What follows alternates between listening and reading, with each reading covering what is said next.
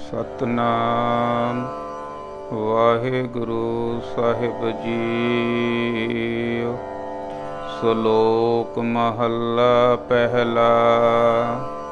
ਪੜ ਪੜ ਗੱਡੀ ਲੱਦੀ ਹੈ, ਪੜ ਪੜ ਭਰੀ ਹੈ ਸਾਥ, ਪੜ ਪੜ ਬੇੜੀ ਪਾਈ ਹੈ, ਪੜ ਪੜ ਗੱਡੀ ਹੈ ਖਾਤ,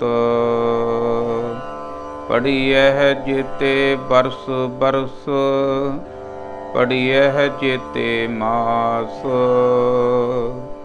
ਪੜੀ ਹੈ ਜੇਤੀ ਆਰਜਾ, ਪੜੀ ਹੈ ਜੇਤੇ ਸਾਸ। ਨਾਨਕ ਲੇਖੈ ਇੱਕ ਗੱਲ, ਹੋਰ ਹਉਮੈ ਚਖਣਾ ਚਾਖ। ਨਾਨਕ ਲੇਖੈ ਇੱਕ ਗੱਲ, ਹੋਰ ਹਉਮੈ ਚਖਣਾ ਚਾਖ। ਪਰਮ ਸਤਿਕਾਰਯੋਗ ਗੁਰੂ ਰੂਪ ਗੁਰੂ ਪਿਆਰੀ ਸਾਧ ਸੰਗਤ ਜੀਓ, ਫਤਿਹ ਪ੍ਰਵਾਨ ਕਰੋ ਜੀ। ਵਾਹਿਗੁਰੂ ਜੀ ਕਾ ਖਾਲਸਾ, ਵਾਹਿਗੁਰੂ ਜੀ ਕੀ ਫਤਿਹ। ਗੁਰਮੁਖ ਪਿਆਰਿਓ, ਵਾਹਿਗੁਰੂ ਦੀ ਕਿਰਪਾ ਦਾ ਸਦਕਾ ਆਪਾਂ ਕਈ ਦਿਨਾਂ ਤੋਂ ਸਿੱਖ ਧਰਮ ਦੇ ਮੋਢੀ ਧੰਨ ਧੰਨ ਸ੍ਰੀ ਗੁਰੂ ਨਾਨਕ ਦੇਵ ਸਾਹਿਬ ਸੱਚੇ ਪਾਤਸ਼ਾਹ ਜੀ ਦੇ ਮੁਬਾਰਕ ਮੁਖ ਵਿੱਚੋਂ ਉਚਾਰਨ ਕੀਤੀ ਹੋਈ ਆਸਾ ਕੀ ਵਾਰ ਦੀ ਵਿਚਾਰ ਕਰ ਰਹੇ ਹਾਂ। 8 ਪੌੜੀਆਂ ਅਤੇ ਸ਼ਲੋਕਾਂ ਦੀ ਵਿਚਾਰ ਆਪਾਂ ਪਿੱਛੇ ਕਰ ਚੁੱਕੇ ਹਾਂ। ਅੱਜ 9ਵੀਂ ਪੌੜੀ ਅਤੇ 9ਵੀਂ ਪੌੜੀ ਦੇ ਨਾਲ ਆਏ 2 ਸ਼ਲੋਕਾਂ ਦੀ ਵਿਚਾਰ ਆਪਾਂ ਸਤਿਗੁਰਾਂ ਦੀ ਕਿਰਪਾ ਦੇ ਨਾਲ ਕਰਨ ਦੀ ਕੋਸ਼ਿਸ਼ ਕਰਾਂਗੇ। ਆਓ ਮਨ ਬਿਰਤੀਆਂ ਇਕਾਗਰ ਕਰਕੇ ਸਰਵਣ ਕਰੀਏ ਜੀ। ਸ਼ਲੋਕ ਮਹੱਲਾ ਪਹਿਲਾ। ਇਹ ਸ਼ਲੋਕ ਧੰਨ ਧੰਨ ਸ੍ਰੀ ਗੁਰੂ ਨਾਨਕ ਦੇਵ ਸੱਚੇ ਪਾਤਸ਼ਾਹ ਜੀ ਦੇ ਮੁਬਾਰਕ ਮੁਖ ਵਿੱਚੋਂ ਫਰਮਾਨ ਕੀਤਾ ਹੋਇਆ ਹੈ। ਪੜ ਪੜ ਗੱਡੀ ਲੱਦੀ ਹੈ, ਪੜ ਪੜ ਭਰੀ ਹੈ ਸਾਥ। ਸਤਿਗੁਰੂ ਸੱਚੇ ਪਾਤਸ਼ਾਹ ਜੀ ਇੱਥੇ ਸਮਝਾ ਰਹੇ ਹਨ ਕਿ ਪੜ੍ਹਨਾ, ਨੌਲੇਜ ਲੈਣੀ, ਗਿਆਨ ਲੈਣਾ ਕੋਈ ਮਾੜੀ ਗੱਲ ਨਹੀਂ ਹੈ। ਸਾਨੂੰ ਸਭ ਨੂੰ ਪੜ੍ਹਨਾ ਚਾਹੀਦਾ, ਸਭ ਨੂੰ ਗਿਆਨ ਲੈਣਾ ਚਾਹੀਦਾ, ਪਰ ਇਸ ਪੜ੍ਹਾਈ ਦੀ ਹਉਮੈ ਨਹੀਂ ਚਾਹੀਦੀ, ਹਉਮੈ ਨਹੀਂ ਹੋ ਜਾਣੀ ਚਾਹੀਦੀ। ਜਾਂ ਆਪਾਂ ਸਿਰੇ ਵਾਲੀ ਗੱਲ ਹੀ ਗੁਰਬਾਣੀ ਦੇ ਵਿੱਚ ਸਮਝਾਈ ਗਈ ਆ, ਵਿਦਿਆ ਵਿਚਾਰੀ ਤਾਂ ਪਰ ਉਪਕਾਰੀ। ਪਹਿਲਾਂ ਐਂ ਲੱਗਦਾ ਹੁੰਦਾ ਸੀ ਵੀ ਵਿਦਿਆ ਨੂੰ ਕਿਹਾ, ਵਿਚਾਰੀ ਕਿਹਾ, ਨਹੀਂ, ਵਿਦਿਆ ਵਿਚਾਰੀ ਇੱਥੇ ਵਿਸ਼ਰਾਮ ਆ। ਤਾਂ ਵਿਦਿਆ ਵਿਚਾਰੀ ਤਾਂ ਪਰ ਉਪਕਾਰੀ। ਵਿਦਿਆ ਲੈਣ ਦਾ ਫਾਇਦਾ ਤੇਰਾ ਤਾਂ ਜੇ ਤੂੰ ਪਰ ਉਪਕਾਰੀ ਹੋਵੇਂ। ਕਿਸੇ ਨਾ ਕਿਸੇ ਦਾ ਤੈਨੂੰ ਨੌਲੇਜ ਹੋਵੇ, ਤੈਨੂੰ ਗਿਆਨ ਹੋਵੇ, ਕਿਸੇ ਡੁੱਬਦੇ ਨੂੰ ਬਚਾਵੇਂ। ਜੇ ਤੈਨੂੰ ਤਰਨ ਦਾ ਗਿਆਨ ਆ, ਤਰਨ ਦਾ ਗਿਆਨ ਤੇਰਾ ਤਾਂ ਫਾਇਦੇ 'ਚ ਆ ਜਾਂ ਕਿਸੇ ਨੂੰ ਤੂੰ ਡੁੱਬਦੇ ਨੂੰ ਬਚਾ ਲਵੇਂ।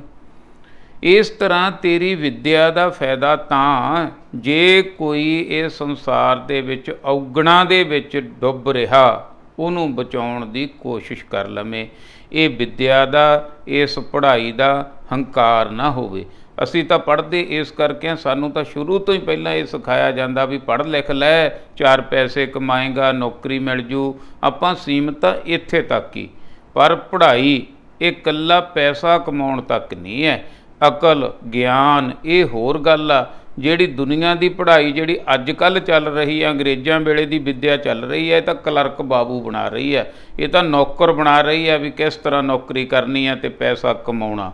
ਪਰ ਇੱਕ ਵਿੱਦਿਆ ਐਸੀ ਵੀ ਹੈ ਜਿਹੜੀ ਜਿਉਣਾ ਸਿਖਾਉਂਦੀ ਹੈ, ਜਿਹੜੀ ਪਰ ਉਪਕਾਰ ਕਰਨਾ ਸਿਖਾਉਂਦੀ ਹੈ, ਜਿਹੜੀ ਸਿਖਾਉਂਦੀ ਹੈ ਕਿ ਸੰਸਾਰ ਦੇ ਵਿੱਚ ਤੂੰ ਚੰਗੇ ਢੰਗ ਨਾਲ ਜਿਉਣਾ। ਕੁਦਰਤ ਦੀ ਜਿਹੜੀ ਹੈ, ਕੁਦਰਤੀ ਸੋਮੇ ਆ, ਉਹਨਾਂ ਦੀ ਰੱਖਿਆ ਕਰਨੀ ਹੈ, ਉਹਨਾਂ ਦੀ ਪਾਲਣਾ ਕਰਨੀ ਹੈ। ਹਵਾ ਨੂੰ ਗੰਦਾ ਨਹੀਂ ਕਰਨਾ, ਪਾਣੀ ਨੂੰ ਗੰਦਾ ਨਹੀਂ ਕਰਨਾ। ਉਹ ਇੱਕ ਪੜ੍ਹਾਈ ਉਹ ਆ। ਹੁਣ ਪੜ੍ਹਾਈ ਹੋਣੀ ਮਾੜੀ ਗੱਲ ਨਹੀਂ ਹੈ। ਪੜ੍ਹਾਈ ਦਾ ਅਗਰ ਹੰਕਾਰ ਹੋ ਜਾਵੇ, ਹਉਮੈ ਹੋ ਜਾਵੇ ਕਿ ਮੈਂ ਤਾਂ ਇੰਨਾ ਪੜ੍ਹਿਆ ਲਿਖਿਆ, ਮੈਨੂੰ ਤਾਂ ਬਹੁਤ ਕੁਝ ਪਤਾ, ਅਤੇ ਜਿਹੜਾ ਕੋਈ ਗੱਲ ਮੈਨੂੰ ਸੁਣਾ ਰਿਹਾ ਉਹ ਮੇਰੇ ਤੋਂ ਘੱਟ ਪੜ੍ਹਿਆ, ਫਿਰ ਕੀ ਹੋਣਾ? ਫਿਰ ਹਉਮੈ ਆ ਜਾਣੀ ਅੰਦਰ, ਹਉਮੈ ਦਾ ਲੱਗ ਜਾਣਾ ਢੱਕਣ, ਅਤੇ ਉਹ ਅੰਦਰ ਗਿਆਨ ਨਹੀਂ ਜਾਣਾ। ਬਸ ਪੜ੍ਹਾਈ ਮਾੜੀ ਨਹੀਂ ਹੈ, ਕੋਈ ਵੀ ਗੁਣ ਮਾੜਾ ਨਹੀਂ ਹੈ, ਉਸ ਗੁਣ ਦੀ ਹਉਮੈ ਨਾ ਹੋਵੇ। ਬਸ ਜਦੋਂ ਹਉਮੈ ਹੋ ਗਈ, ਹਉਮੈ ਨਾਵੈ ਨਾਲ ਵਿਰੋਧ ਹੈ, ਦੋਏ ਨਾ ਬਸੇ ਇੱਕ ਠਾਏ। ਹੁਣ ਜੇ ਪੜ੍ਹ ਲਿਖ ਕੇ ਤੂੰ ਹਉਮੈ ਕਰ ਗਿਆ ਕਿ ਮੇਰੇ ਤੋਂ ਸਿਆਣਾ ਕੋਈ ਨਹੀਂ, ਮੇਰੇ ਤੋਂ ਪੜ੍ਹਿਆ ਲਿਖਿਆ ਕੋਈ ਨਹੀਂ, ਮੇਰੇ ਤੋਂ ਵੱਡਾ ਕੋਈ ਨਹੀਂ, ਫੇਰ ਗੜਬੜ ਹੋ ਜੂ ਭਾਈ। ਪੜ੍ਹ ਕੇ ਨਿਮਰਤਾ ਦੇ ਵਿੱਚ ਆ, ਤੂੰ ਸਗੋਂ ਲੋਕਾਂ ਨੂੰ ਵੀ ਗਿਆਨ ਦੇ, ਹੋਰਾਂ ਨੂੰ, ਅਨਪੜ੍ਹਾਂ ਨੂੰ ਵੀ ਪੜ੍ਹਾਉਣ ਦੀ ਕੋਸ਼ਿਸ਼ ਕਰ। ਜੇ ਗੁਰਬਾਣੀ ਦਾ ਗਿਆਨ ਤੇਰੇ ਕੋਲ ਹੈ, ਜੇ ਸ਼ਬਦ ਦੀ ਮਾੜੀ ਮੋਟੀ ਸੋਝੀ ਪ੍ਰਮਾਤਮਾ ਵਾਹਿਗੁਰੂ ਨੇ ਬਖਸ਼ਤੀ, ਤਾਂ ਅੱਗੇ ਵੀ ਇਹ ਗਿਆਨ ਨੂੰ ਫੈਲਾ, ਅੱਗੇ ਵੀ ਪ੍ਰਚਾਰ ਕਰ ਗੁਰਬਾਣੀ ਦਾ। ਕਿਉਂਕਿ ਆਸਾ ਕੀ ਵਾਰ ਦੇ ਵਿੱਚ ਸਾਰੇ ਕਰਮ ਕਾਂਡਾਂ ਤੋਂ ਸਾਨੂੰ ਰੋਕਿਆ, ਅਤੇ ਸੱਚੇ ਪ੍ਰਮਾਤਮਾ ਅਕਾਲ ਪੁਰਖ ਵਾਹਿਗੁਰੂ ਦੇ ਨਾਲ ਕਿਵੇਂ ਅਸੀਂ ਜੁੜ ਸਕਦੇ ਹਾਂ ਉਹ ਸਮਝਾਇਆ ਗਿਆ। ਜਿਸ ਤਰ੍ਹਾਂ ਗੁਰਮੁਖ ਪਿਆਰਿਓ, ਬੱਚੇ ਮੰਨ ਲਓ ਭੱਜ ਰਹੇ ਆ, 4 ਬੱਚੇ ਭੱਜ ਰਹੇ ਆ, 3 ਬੱਚੇ ਖਾਲੀ ਆ, ਚੌਥੇ ਬੱਚੇ ਦੇ ਮੋਢੇ 'ਤੇ 20 ਕਿਲੋ ਦਾ ਵਜ਼ਨ ਆ। ਹੁਣ ਉਹ ਨਹੀਂ ਤਿੰਨਾਂ ਦੇ ਬਰਾਬਰ ਜਾ ਸਕਦਾ ਜਿਹਦੇ ਮੋਢਿਆਂ 'ਤੇ ਵਜ਼ਨ ਆ। ਇਸੇ ਤਰ੍ਹਾਂ ਕਰਮ ਕਾਂਡਾਂ ਦਾ, ਹਉਮੈ ਦਾ, ਅਗਿਆਨਤਾ ਦਾ, ਔਗਣਾਂ ਦਾ ਸਾਡੇ 'ਤੇ ਵਜ਼ਨ ਪੈ ਜਾਂਦਾ, ਸਾਡੀ ਆਤਮਾ 'ਤੇ। ਸਾਡੀ ਆਤਮਾ ਪ੍ਰਮਾਤਮਾ ਵਾਲੇ ਪਾਸੇ ਨੂੰ ਭੱਜ ਨਹੀਂ ਸਕਦੀ। ਜਦੋਂ ਇਹ ਬੋਝ ਲੈ ਗਿਆ, ਸਾਡਾ ਵਾਧੂ ਦਾ ਲੈ ਗਿਆ ਬੋਝ, ਜਿਵੇਂ ਕਿਸੇ ਨੇ ਕਿਹਾ, ਕਿਸੇ ਮੂਰਤੀਕਾਰ ਨੇ ਮੂਰਤੀ ਘੜੀ, ਉਹਨੇ ਕਿਹਾ, ਕਹਿੰਦਾ ਵਾਹ ਬਈ ਵਾਹ, ਕਮਾਲ ਕਰਤੀ, ਕਿੰਨੀ ਸੋਹਣੀ ਮੂਰਤੀ ਬਣਾ ਦਿੱਤੀ ਪੱਥਰ ਦੀ। ਉਹ ਕਹਿੰਦਾ ਨਹੀਂ ਬਾਈ, ਮੂਰਤੀ ਤਾਂ ਪਹਿਲਾਂ ਹੀ ਸੀ, ਮੈਂ ਤਾਂ ਫਾਲਤੂ ਪੱਥਰ ਹਟਾ ਦਿੱਤਾ ਅਤੇ ਮੂਰਤੀ ਵਿੱਚੋਂ ਨਿਕਲ ਆਈ। ਇਸੇ ਤਰ੍ਹਾਂ ਹਰ ਇਨਸਾਨ ਉਹ ਪਰਮਾਤਮਾ ਦੀ ਮੂਰਤ ਆ। ਅਗਰ ਅਸੀਂ ਫਾਲਤੂ ਜਿਹੜਾ ਚੱਕੀ ਫਿਰਦੇ ਹਾਂ ਭਾਰ ਅਗਿਆਨਤਾ ਦਾ, ਹਉਮੈ ਦਾ, ਇਹ ਹਟਾ ਦਈਏ ਤਾਂ ਅੰਦਰੋਂ ਇਨਸਾਨ ਰੱਬ ਦੀ ਮੂਰਤ ਨਿਕਲ ਆਵੇਗਾ। ਇਹ ਸਮਝਾਇਆ ਗਿਆ। ਗੱਲ ਕੀ ਹੈ ਵੀ ਕਿਸੇ ਵੀ ਚੀਜ਼ ਦੀ ਹਉਮੈ ਨਾ ਹੋਵੇ। ਆਮ ਤੌਰ 'ਤੇ ਪੜ੍ਹਾਈ ਦੀ ਹਉਮੈ ਹੋ ਜਾਂਦੀ ਹੈ। ਇਸ ਸ਼ਲੋਕ ਦੇ ਵਿੱਚ ਹਉਮੈ ਤੋਂ ਬਚਾ ਰਹੇ ਹਨ ਸਤਿਗੁਰੂ ਸੱਚੇ ਪਾਤਸ਼ਾਹ ਜੀ। ਪੜ੍ਹ ਪੜ੍ਹ ਗੱਡੀ ਲੱਦੀ ਹੈ। ਅੱਗੇ ਕੀ ਕਰਦੇ ਸੀ ਨਾ, ਪਹਿਲੇ ਸਮੇਂ ਦੇ ਵਿੱਚ ਜਿਹੜੀ ਪੜ੍ਹਾਈ ਸੀਗੀ ਸਿਰਫ ਬ੍ਰਾਹਮਣ ਕੋਲੇ ਸੀ। ਆਮ ਲੋਕ ਪੜ੍ਹ ਨਹੀਂ ਸਕਦੇ ਸੀ, ਸ਼ੂਦਰ ਲੋਕ ਪੜ੍ਹ ਨਹੀਂ ਸਕਦੇ ਸੀ। ਬ੍ਰਾਹਮਣ ਫਿਰ ਬਹੁਤ ਜ਼ਿਆਦਾ ਹੰਕਾਰੀ ਹੋ ਬੈਠੇ ਸੀ। ਉਹ ਫਿਰ ਚਰਚਾ ਕਰਦੇ ਸੀ, ਉਹ ਫਿਰ ਗਿਆਨ ਦੇ ਨਾਲ ਢਾਉਂਦੇ ਸੀ, ਅਗਲੇ ਦੀ ਬੇਇੱਜ਼ਤੀ ਕਰਦੇ ਸੀ। ਇਹਨਾਂ ਗੱਲਾਂ ਤੋਂ ਸਤਿਗੁਰੂ ਸੱਚੇ ਪਾਤਸ਼ਾਹ ਜੀ ਨੇ ਸਾਨੂੰ ਬਚਣ ਦੀ ਤਾਕੀਦ ਕੀਤੀ ਹੈ ਕਿ ਪੜ੍ਹ ਪੜ੍ਹ ਗੱਡੀ ਲੱਦੀ ਹੈ। ਜੇ ਭਾਈ ਤੇਰੇ ਅੰਦਰ ਸੱਚ ਨਹੀਂ, ਜੇ ਤੇਰੇ ਅੰਦਰ ਪਰ ਉਪਕਾਰ ਦਾ ਕੰਮ ਨਹੀਂ, ਪੜ੍ਹਾਈ ਇੱਕ ਤਾਕਤ ਆ। ਆਪਾਂ ਐਂ ਸਮਝ ਲਈਏ ਵੀ ਪੜ੍ਹਾਈ ਇੱਕ ਸ਼ਕਤੀ ਆ, ਪੜ੍ਹਾਈ ਇੱਕ ਤਾਕਤ ਆ। ਇੱਕ ਤਾਕਤ ਦੇ ਨਾਲ ਭਲਾ ਵੀ ਕੀਤਾ ਜਾ ਸਕਦਾ, ਤਾਕਤ ਦੇ ਨਾਲ ਬੁਰਾ ਵੀ ਕੀਤਾ ਜਾ ਸਕਦਾ। ਇੱਕ ਚਾਕੂ ਦੇ ਨਾਲ ਆਪਰੇਸ਼ਨ ਵੀ ਕੀਤਾ ਜਾ ਸਕਦਾ, ਇੱਕ ਚਾਕੂ ਦੇ ਨਾਲ ਜਿਹੜਾ ਹੈ ਵੱਢ ਟੁੱਕ ਵੀ ਕੀਤੀ ਜਾ ਸਕਦੀ ਹੈ। ਪੜ੍ਹਾਈ ਉਹੀ ਆ, ਗਿਆਨ ਉਹੀ ਹੈ। ਇਹ ਸਿੱਧੇ ਪਾਸੇ ਨੂੰ ਵੀ ਜਾ ਸਕਦਾ ਅਤੇ ਮਾੜੇ ਪਾਸੇ ਨੂੰ ਵੀ ਜਾ ਸਕਦਾ। ਜਿੰਨਾ ਮਾੜਾ ਹੋ ਰਿਹਾ ਨਾ, ਇਹ ਵੀ ਗਿਆਨਵਾਨ ਲੋਕਾਂ ਦੇ ਰਾਹੀਓਂ ਹੀ ਹੋ ਰਿਹਾ, ਨਹੀਂ ਅਨਪੜ੍ਹ ਨੂੰ ਤਾਂ ਇੰਨੀਆਂ ਗੱਲਾਂ ਦਾ ਪਤਾ ਹੀ ਨਹੀਂ। ਇਹ ਜਿਹੜੀ ਪੜ੍ਹਾਈ ਹੈ ਨਾ, ਇਹ ਜਦੋਂ ਪੁੱਠੇ ਪਾਸੇ ਨੂੰ, ਕਿਉਂਕਿ ਪੜ੍ਹਾਈ ਦੇ ਨਾਲ, ਸ਼ਬਦ ਦੇ ਨਾਲ ਜਦੋਂ ਸੁਰਤ ਨੇ ਜੁੜਨਾ ਨਾ, ਇੱਕ ਕੰਮ ਹੋਣਾ। ਸ਼ਬਦ ਹੈ ਸਾਹਣ ਦੀ ਤਰ੍ਹਾਂ, ਸੁਰਤ ਹੈ ਸੈਣੀ ਦੀ ਤਰ੍ਹਾਂ। ਜਿਵੇਂ ਸਾਹਣ 'ਤੇ ਸੈਣੀ ਲਾ ਕੇ ਤਿੱਖੀ ਹੋ ਜਾਂਦੀ ਹੈ, ਇਸੇ ਤਰ੍ਹਾਂ ਸੁਰਤ ਸ਼ਬਦ ਦੇ ਨਾਲ ਜਦੋਂ ਜੁੜਦੀ ਹੈ, ਗਿਆਨ ਦੇ ਨਾਲ ਜੁੜਦੀ ਹੈ, ਤਿੱਖੀ ਹੋ ਜਾਂਦੀ ਹੈ। ਉਹਦੇ ਨਾਲ ਫਿਰ ਉਹ ਤੋਂ ਕੰਮ ਕੀ ਲੈਣਾ, ਇਹ ਸਾਡੇ 'ਤੇ ਡਿਪੈਂਡ ਕਰਦਾ। ਇਹ ਸਾਡੇ 'ਤੇ ਜਿਹੜਾ ਹੈ, ਸਾਡੇ ਸੰਸਕਾਰਾਂ ਦੇ ਮੁਤਾਬਕ ਆ ਕਿ ਉਸ ਗਿਆਨ ਦੇ ਨਾਲ ਮੈਂ ਭਲਾ ਕਰਨਾ ਕਿ ਲੋਕਾਂ ਨੂੰ ਲੁੱਟਣਾ। ਮਹਾਰਾਜ ਇਹ ਸਮਝਾ ਰਹੇ ਹਨ, ਜੇ ਭਾਈ ਹਉਮੈ ਹੀ ਰਹੇਗੀ, ਜੇ ਨਿਮਰਤਾ ਨਾ ਆਈ, ਜੇ ਪਰਉਪਕਾਰ ਵਾਲਾ ਗੁਣ ਨਾ ਆਇਆ, ਫਿਰ ਤੇਰੀ ਪੜ੍ਹਾਈ ਦਾ ਕੀ ਫਾਇਦਾ। ਜਿੰਨਾ ਮਰਜ਼ੀ ਪੜ੍ਹ ਲਾ। ਪੜ੍ਹ ਪੜ੍ਹ ਗੱਡੀ ਲੱਦੀ ਹੈ। ਪੜ੍ਹ ਪੜ੍ਹ ਕੇ ਭਾਵੇਂ ਗੱਡਿਆਂ ਦਾ ਭਾਰ ਕਿਤਾਬਾਂ ਦਾ ਇੰਨਾ ਪੜ੍ਹ ਲਾ। ਪੜ੍ਹ ਪੜ੍ਹ ਭਰੀਐ ਹੈ ਸਾਥ। ਪੜ੍ਹ ਪੜ੍ਹ ਕੇ ਤੂੰ ਆਪਣਾ ਜਿਹੜਾ ਹੈ ਸਾਥ, ਬਲਦਾਂ ਦੇ ਊਠਾਂ 'ਤੇ ਕਾਫਲੇ ਹੁੰਦੇ ਸੀ ਅੱਗੇ ਅੱਗੇ, ਉਹ ਸਾਰੇ ਜਿਹੜੇ ਕਾਫਲੇ ਆ ਉਹ ਭਰ ਲਾ, ਉਹ ਸਾਰੇ ਸਾਥ ਨੂੰ ਕਿਤਾਬਾਂ ਦੇ ਨਾਲ ਭਰ ਲਾ, ਇੰਨੀਆਂ ਗੱਡੇ ਭਰ ਲਾ, ਊਠ ਭਰ ਲਾ, ਇੰਨਾ ਕਿਤਾਬਾਂ ਦਾ ਭਾਰ ਚੱਕ ਲਾ, ਭਾਵੇਂ ਪੜ੍ਹ ਪੜ੍ਹ ਬੇੜੀ ਪਾਈ ਐ, ਤੇ ਬੇੜੀ ਦੇ ਵਿੱਚ ਪੜ੍ਹ ਕੇ ਇੰਨੀਆਂ ਕਿਤਾਬਾਂ ਹੁਣ ਤੇਰੇ ਕੋਲੇ ਪੂਰੀ ਬੇੜੀ ਭਰ ਜਾਵੇ। ਪੜ੍ਹ ਪੜ੍ਹ ਗੱਡੀ ਇਹ ਖਾਤ, ਇੰਨੀਆਂ ਕਿਤਾਬਾਂ ਪੜ੍ਹ ਲਵੇਂ ਕਿ ਟੋਏ ਵੀ ਭਰ ਜਾਣ ਇੰਨੀਆਂ ਕਿਤਾਬਾਂ ਦੇ ਨਾਲ ਜਿੰਨੀਆਂ ਤੂੰ ਪੜ੍ਹ ਲਈਆਂ। ਪੜ੍ਹੀ ਹੈ ਜੇਤੇ ਬਰਸ ਬਰਸ, ਜਿੰਨੀ ਤੇਰੀ ਆਰਜਾ, ਜਿੰਨੀ ਉਮਰ ਆ, ਹਰੇਕ ਸਾਲ ਦੇ ਵਿੱਚ 12 ਮਹੀਨੇ ਪੜ੍ਹੀ ਚੱਲ, ਹੋਰ ਕੋਈ ਕੰਮ ਨਹੀਂ ਕਰਨਾ, ਭਾਵੇਂ ਤੂੰ ਇੰਨੀ ਪੜ੍ਹਾਈ ਵੀ ਕਰ ਲਾ। ਪੜ੍ਹੀ ਹੈ ਜੇਤੇ ਬਰਸ ਬਰਸ, ਪੜ੍ਹੀ ਹੈ ਜੇਤੇ ਮਾਸ, ਜਿੰਨੇ ਇਹ ਸਾਲਾਂ ਦੇ ਵਿੱਚ ਮਹੀਨੇ ਆਉਂਦੇ ਆ ਉਹ ਵੀ ਕੋਈ ਖਾਲੀ ਨਾ ਛੱਡੀ, ਉਹ ਵੀ ਪੜ੍ਹਦਾ ਰਹਿ। ਪੜ੍ਹਿਆ ਜੇਤੀ ਆਰਜਾ, ਆਰਜਾ ਹੁੰਦੀ ਉਮਰ, ਚਲੋ ਤੂੰ ਗੱਲ ਛੱਡ, ਜਿੰਨੀ ਤੇਰੀ ਉਮਰ ਆ ਸਾਰੀ ਉਮਰ ਹੀ ਪੜ੍ਹਦਾ ਰਹਿ। ਪੜ੍ਹਿਆ ਜੇਤੇ ਸਾਸ, ਜਿੰਨਾ ਚਿਰ ਤੇਰੇ ਸਵਾਸ ਚੱਲਦੇ ਆ ਉਨਾ ਚਿਰ ਪੜ੍ਹੀ ਚੱਲ, ਭਾਵੇਂ ਪੜ੍ਹੀ ਚੱਲ। ਨਾਨਕ ਲੇਖੈ ਇੱਕ ਗੱਲ, ਹੋਰ ਹਉਮੈ ਚਖਣਾ ਝਾਖ। ਗੁਰੂ ਨਾਨਕ ਬਾਬਾ ਜੀ ਸਮਝਾ ਰਹੇ ਹਨ, ਤੇਰੇ ਲੇਖੇ ਦੇ ਵਿੱਚ ਇੱਕ ਗੱਲ ਆ ਭਾਈ, ਉਹ ਹੈ ਨਾਮ। ਨਾਮ ਹੈ ਸੱਚ। ਜੇ ਤਾਂ ਤੇਰੀ ਪੜ੍ਹਾਈ ਸੱਚ ਵਾਲਾ ਕੰਮ ਕਰਦੀ ਆ, ਕੋਈ ਚੰਗਾ ਕੰਮ ਕਰਦੀ ਆ, ਫਿਰ ਫਾਇਦੇ 'ਚ ਆ। ਜੇ ਉਸ ਪੜ੍ਹਾਈ ਦੇ ਨਾਲ ਕਿਸੇ ਦਾ ਗਲ ਵੱਢ ਰਿਹਾ ਉਸ ਗਿਆਨ ਦੇ ਨਾਲ, ਫਿਰ ਨੁਕਸਾਨ 'ਚ ਆ, ਕੋਈ ਫਾਇਦੇ 'ਚ ਨਹੀਂ ਆਉਣਾ, ਕੋਈ ਲੇਖੇ 'ਚ ਨਹੀਂ ਆਉਣੀ। ਹੋਰ ਹਉਮੈ ਝਖਣਾ ਝਾਖ, ਇੱਕੋ ਹੀ ਗੱਲ ਸੱਚ ਆ, ਇੱਕੋ ਗੱਲ ਸਹੀ ਹੈ ਕਿ ਉਹ ਨਾਮ ਦੇ ਨਾਲ ਜੁੜਨਾ, ਸੱਚ ਦੇ ਨਾਲ ਜੁੜਨਾ, ਉਹ ਲੇਖੇ 'ਚ ਪੈਂਦਾ। ਨਾਨਕ ਲੇਖੈ ਇੱਕ ਗੱਲ, ਹੋਰ ਹਉਮੈ ਝਖਣਾ ਝਾਖ। ਬਾਕੀ ਦੀਆਂ ਚੀਜ਼ਾਂ ਜਿਹੜੀਆਂ ਹਉਮੈ ਨਾਵੈ ਨਾਲ ਵਿਰੋਧ ਹੈ, ਦੋਏ ਨਾ ਬਸੇ ਇੱਕ ਠਾਏ। ਹਉਮੈ ਤੈਨੂੰ ਚਾਹੀਦੀ ਨਹੀਂ, ਤੇਰੇ ਅੰਦਰ ਨਾਮ ਚਾਹੀਦਾ। ਨਾਮ ਕੀ ਹੈ? ਨਾਮ ਸੱਚ, ਆਦਿ ਸੱਚ, ਜੁਗਾਦ ਸੱਚ, ਹੈ ਭੀ ਸੱਚ, ਨਾਨਕ ਹੋਸੀ ਭੀ ਸੱਚ। ਤੇਰੇ ਸਾਰੇ ਕੰਮਾਂ ਦੇ ਵਿੱਚ ਨਾਮ ਚਾਹੀਦਾ, ਭਾਵ ਸੱਚ ਚਾਹੀਦਾ। ਤੇਰੀ ਪੜ੍ਹਾਈ ਦੇ ਵਿੱਚ ਸੱਚ ਚਾਹੀਦਾ, ਤੇਰੀ ਨੌਕਰੀ ਦੇ ਵਿੱਚ ਸੱਚ ਚਾਹੀਦਾ। ਅਗਰ ਸੱਚ ਨਾ ਹੋਇਆ, ਜਿਵੇਂ ਜੇ ਹੁਣ ਕੱਲੀ ਪੜ੍ਹ ਕੇ ਅਕਲ ਆਉਂਦੀ ਹੁੰਦੀ ਤਾਂ ਪੜ੍ਹਿਆਂ ਲਿਖਿਆਂ ਦੇ ਘਰਾਂ 'ਚ ਕਲੇਸ਼ ਹੀ ਨਹੀਂ ਪੈਣੇ ਸੀ, ਪੜ੍ਹਿਆਂ ਲਿਖਿਆਂ ਦੇ ਜਿਹੜੇ ਤਲਾਕ ਹੀ ਨਹੀਂ ਹੋਣੇ ਸੀ, ਪੜ੍ਹੇ ਲਿਖੇ ਜੇਲ੍ਹਾਂ ਦੇ ਵਿੱਚ ਹੀ ਨਹੀਂ ਹੋਣੇ ਸੀ। ਇਹ ਅਕਲ ਮੱਤ ਹੋਰ ਚੀਜ਼ ਹੈ, ਪੜ੍ਹਾਈ ਹੋਰ ਚੀਜ਼ ਹੈ ਭਾਈ। ਇਹ ਗਿਆਨ ਆ ਜਿਹੜਾ ਧੱਕੇ ਖਾ ਕੇ ਆਉਂਦਾ। ਪੜ੍ਹਨਾ ਇਸ ਤਰ੍ਹਾਂ ਕਹਿ ਲਈਏ ਆਪਾਂ, ਪੜ੍ਹਾਈ ਆ ਜਿਹੜੀ ਇਹ ਆ ਕੇਵਲ ਪੜ੍ਹ ਲੈਣਾ, ਅਤੇ ਦੂਜੀ ਆ ਜਿਹੜਾ ਜ਼ਿੰਦਗੀ ਦੇ ਵਿੱਚ ਹੜ ਜਾਣਾ। ਜ਼ਿੰਦਗੀ ਦੇ ਇੱਕ ਅਕਲ ਦੇਣੀ, ਇੱਕ ਪੜ੍ਹਾਈ ਨੇ ਦੇਣੀ। ਥਿਊਰੀ ਦਾ ਅਤੇ ਇੰਨਾ ਉਹਦਾ ਫਰਕ ਆ। ਅਤੇ ਇਹ ਸਤਿਗੁਰੂ ਸੱਚੇ ਪਾਤਸ਼ਾਹ ਇਹ ਸਮਝਾ ਰਹੇ ਹਨ, ਜੇ ਤੈਨੂੰ ਹਉਮੈ ਮੁੱਕ ਗਈ, ਸਮਝ ਲਾ ਤੇਰਾ ਸਾਰਾ ਕੁਝ ਹੀ ਤੂੰ ਪੜ੍ਹ ਲਿਖ ਗਿਆ। ਜੇ ਹਉਮੈ ਨਾ ਗਈ, ਫਿਰ ਸਾਰੀ ਪੜ੍ਹਾਈ ਦਾ ਵੀ ਤੇਰਾ ਕੋਈ ਫਾਇਦਾ ਨਾ ਹੋਇਆ। ਮਹੱਲਾ ਪਹਿਲਾ। ਲਿਖ ਲਿਖ ਪੜ੍ਹਿਆ ਤੇਤਾ ਕੜਿਆ।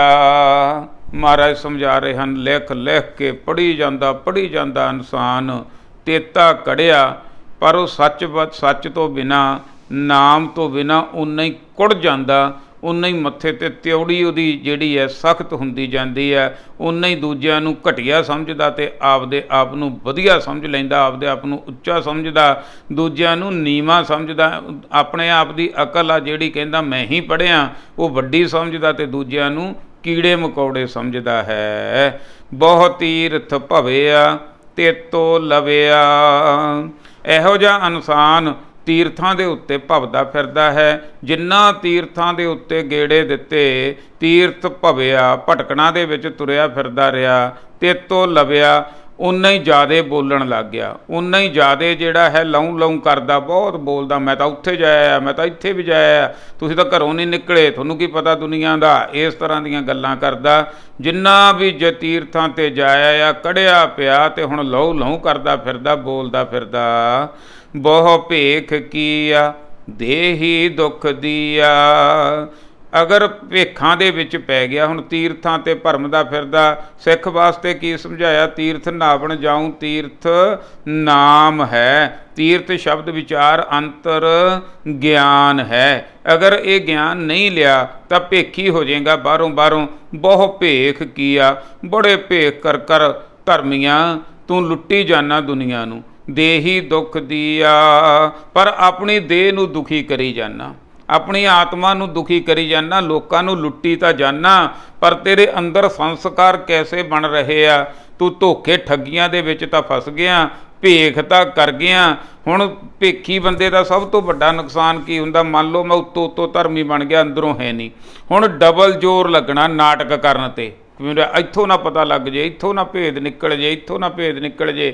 ਇਹ ਭੇਖੀ ਬੰਦਾ ਆਪਣੇ ਅੰਦਰੋਂ ਖਤਮ ਹੋ ਜਾਂਦਾ। ਬਹੁ ਭੇਖ ਕੀਆ, ਜਿਹੜੇ ਭੇਖੀ ਲੋਕ ਆ, ਬਹੁਤ ਲੋਕਾਂ ਨੇ ਭੇਖ ਕੀਤਾ, ਪਰ ਦੇਹੀ ਦੁੱਖ ਦੀਆ, ਅੰਦਰ ਆਪਣੀ ਆਤਮਾ ਨੂੰ ਦੁਖੀ ਕਰ ਲਿਆ। ਸ਼ੋਭੇ ਜੀਆ, ਆਪਣਾ ਕੀਆ। ਹੁਣ ਕਿਸੇ ਨੇ ਤਾਂ ਨਹੀਂ ਕੀਤਾ, ਕਿਸੇ ਨੇ ਨੁਕਸਾਨ ਤਾਂ ਨਹੀਂ ਕੀਤਾ, ਕਿਸੇ ਨੇ ਤਾਂ ਨਹੀਂ ਕਿਹਾ ਤੂੰ ਨਾਟਕ ਕਰ, ਕਿਸੇ ਨੇ ਤਾਂ ਨਹੀਂ ਕਿਹਾ ਤੂੰ ਨਕਲੀ ਧਰਮੀ ਬਣ, ਆਪ ਹੀ ਕੀਤਾ ਨਾ। ਸ਼ੋਭੇ ਜੀਆ, ਆਪਣਾ ਕੀਆ, ਆਪਣਾ ਕੀਆ। ਹੁਣ ਜੀ ਅੜੇ ਤੇ ਆਪਣੇ ਤੇ ਜਿਹੜਾ ਬੋਝ ਪਾ ਲਿਆ, ਨਾਟਕ ਕਰ ਕਰਕੇ, ਨਕਲੀ ਬਣ ਬਣ, ਆਪਣੇ ਜਾਣੇ ਤਾਂ ਕਮਾਲੀ ਪਾਪਾਂ ਬਾਝੋਂ ਹੋਵੇ ਨਾਹੀਂ, ਮੋਇਆ ਸਾਥ ਨਾ ਜਾਈ। ਇਸ ਤਰ੍ਹਾਂ ਮਾਇਆ ਤਾਂ ਕਮਾਲੀ, ਪਰ ਅੰਦਰ ਆਪਣਾ ਖਤਮ ਕਰ ਲਿਆ, ਆਪਣਾ ਭੁਗਤ ਫਿਰ ਹੁਣ ਭਾਈ ਆਪ ਹੀ ਕੀਤਾ। ਅੰਨ ਨਾ ਖਾਇਆ, ਇੱਕ ਲੋਕ ਆ ਐਸੇ ਕਹਿੰਦੇ ਅੰਨ ਖਾਂਦੇ ਹੀ ਨਹੀਂ, ਸਾਧ ਗਵਾਇਆ। ਗੁਰੂ ਨਾਨਕ ਬਾਬਾ ਜੀ ਕਹਿੰਦੇ ਉਹਨਾਂ ਨੇ ਤਾਂ ਸਵਾਦ ਹੀ ਗਵਾ ਲਿਆ, ਸਮਝ ਲਓ। ਸਵਾਦ ਦੇ ਨਾਲ ਪ੍ਰਸ਼ਾਦਾ ਛਕਿਆ ਹੀ ਨਹੀਂ। ਇਹ ਵੀ ਭੇਖ ਆ ਭਾਈ, ਅੰਨ ਨਹੀਂ ਖਾਣਾ। ਕਿਉਂ ਨਹੀਂ ਖਾਣਾ? ਜਦੋਂ ਮਹਾਰਾਜ ਸੱਚੇ ਪਾਤਸ਼ਾਹ ਨੇ ਪੇਟ ਲਾਇਆ, ਅਸੀਂ ਤਾਂ ਰੱਜ ਕੇ ਖਾਵਾਂਗੇ। ਗੱਲ ਕੀ ਆ? ਇਨਸਾਨ ਚੰਗਾ ਹੋਣਾ ਚਾਹੀਦਾ। ਇਹ ਨਾਟਕ ਆ, ਸਾਰੇ ਪਖੰਡ ਆ, ਇਹ ਕਰਮ ਕਾਂਡ ਆ, ਇਹ ਬੋਝ ਆ ਬੰਦੇ ਦੇ ਸਿਰ 'ਤੇ ਪਿਆ ਹੋਇਆ। ਜੇ ਕਿਤੇ ਲੈ ਜਾਵੇ ਤਾਂ ਅੰਦਰੋਂ ਸੱਚ ਦੀ ਮੂਰਤ ਨਿਕਲ ਸਕਦਾ ਇਨਸਾਨ।